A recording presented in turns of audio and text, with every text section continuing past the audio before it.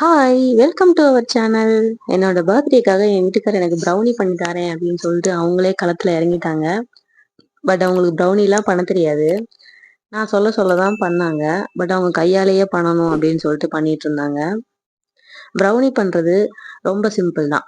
சில பேர் அவன் இருந்தா தான் ப்ரௌனி பண்ண முடியும் அப்படின்னு சொல்லுவாங்க. அதெல்லாம் கிடையாது.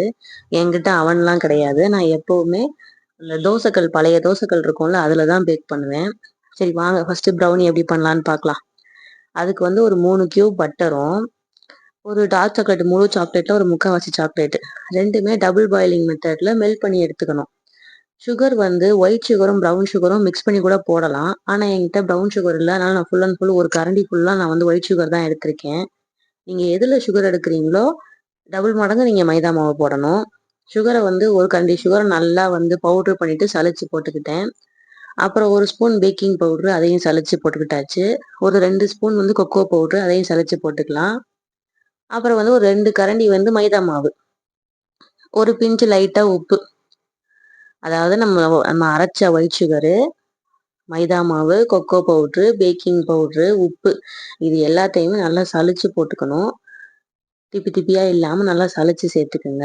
அந்த சாக்லேட் நல்லா மிக்ஸ் பண்ணிட்டு, அதிலேயே போட்டு நல்லா மிக்ஸ் பண்ணிட்டு, ஒரு 2 எக் உடைச்சு ஊத்தி அதையும் மிக்ஸ் பண்ணிக்கலாம். இதுக்கு வந்து பால் கொஞ்சம் தேவைப்படும். ஸோ ஃபர்ஸ்ட்டே பால் வந்து நல்லா காய்ச்சிட்டு கொஞ்சம் ஆற வச்சு வச்சுருங்க. எனக்கு வந்து இந்த பாதாம், நட்ஸ் எல்லாம் வந்து இடையில எனக்கு சாப்பிடும்போது அந்த கேக்ல கிடைச்சா ரொம்ப பிடிக்கும். அதனால வந்து அதுவும் கொஞ்சம் ஃபைனா சாப் பண்ணி போட்டுக்கிட்டேன்.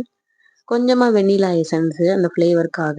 அப்புறம் பால் ஊத்தி ஊத்தி நல்லா காய்ச்சி ஆற வச்ச பால் ஊத்தி ஊத்தி பேட்டர் கன்சிஸ்டன்சிக்கு நல்லா மிக்ஸ் பண்ணிக்கலாம். நல்லா பேட்டர் ரெடி ஆனதுக்கப்புறம் ஃபர்ஸ்ட்டே வந்து அந்த தோசைக்கல் இருக்குல்ல, அத தூக்கி நம்ம ப்ரீஹீட் பண்ணிருவோம். அந்த பேன்ல நம்ம ஊத்துறதுக்கு முன்னாடியே தோசைக்கல் வந்து பத்த வச்சு ப்ரீஹீட் பண்ணிட்டீங்கன்னா நல்லா சூடாயிரும் கல்லு.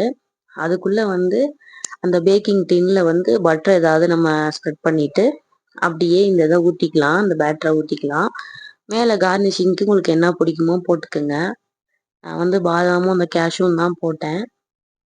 நல்லா அதுக்கு ஒரு மூடி போட்டு மூடிட்டு தோசைக்கல்லு மேல ஒரு ஸ்டாண்டு வச்சு அந்த டின்ன தூக்கி வச்சுட்டு, மேல ஒரு பெரிய சட்டி தூக்கி கவுத்திருங்க. அப்பதான் அந்த ஹீட் வெளிய போகாது. கனமா மேல ஏதாவது வெயிட் வச்சுட்டீங்கன்னா, நல்லா அது வந்து பேக் ஆகும். இடையில ஒரு 20 நிமிஷத்துல நான் ஓப்பன் பண்ணி பார்த்தேன். ஆனா கொழ கொழன்னு தான் இருந்தது. அதுக்கப்புறம் மறுபடியும் ஒரு 10, 15 நிமிஷம் வச்சேன். ஒரு 30, 35 நிமிஷத்துல சூப்பரா கேக் வெந்துருச்சு.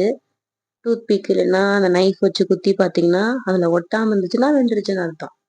அத அழகா அப்படியே சைட்ல எடுத்து விட்டு ஓப்பன் பண்ணி எடுத்துட்டு, கேக் சூப்பர் டேஸ்ட் இருந்தது. செம சாஃப்ட்டாவும் இருந்தது.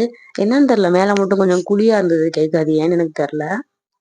அப்புறம் கேக்க வந்து 2ஆ கட் பண்ணிட்டு, ஒயிட் சுகரும், சாக்லேட்டும் கொஞ்சம் டபுள் பாயிலிங் மெத்தட்ல மறுபடியும் மெல்ட் பண்ணி எடுத்துட்டு, அத வந்து இடையில அப்படியே ஊத்தி ஊத்தி விட்டேன். நல்லா அந்த கேக் வந்து அந்த சாக்லேட், சுகர் சிரப்லாம் நல்லா உறிஞ்சிக்கும். சாப்பிடும்போது அவ்ளோ ஃப்ளேவர் சூப்பரா இருந்தது.